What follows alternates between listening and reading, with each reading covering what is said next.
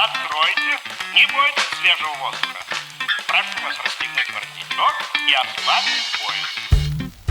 Nous nous trouvons à la Cité internationale des arts de Paris, à l'exposition du Syndicat national des sculpteurs et des plasticiens.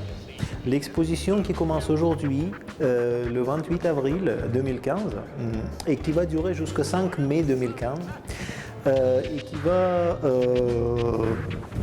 et qui va couronner notre action dans le cadre de la Journée internationale de sculpture, dont le syndicat des sculpteurs est reconnu comme le relais principal en France. L'exposition regroupe 123 sculpteurs et met en valeur essentiellement la sculpture qui commence à disparaître de l'espace public comme une telle. Et notre préoccupation générale, c'est de refaire la place de la sculpture dans l'espace public au niveau des arts visuels. Concernant le public, c'est l'exposition qui montre ce qu'un artiste professionnel peut faire en exerçant librement son métier. Et c'est notre message. Le droit à la création, le droit au respect de sa profession et de son métier. Notre préoccupation, c'est de sauvegarder la possibilité d'exprimer librement, sans contrainte, sa profession d'artiste.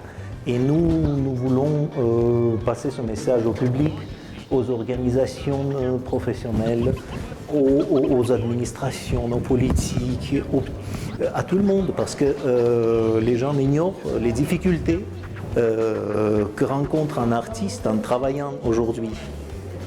Nous n'avons pas de restrictions concernant le moyen d'expression, nous n'avons pas de restrictions concernant le sujet, nous n'avons pas de restrictions concernant les moyens choisis pour exprimer telle ou telle idée.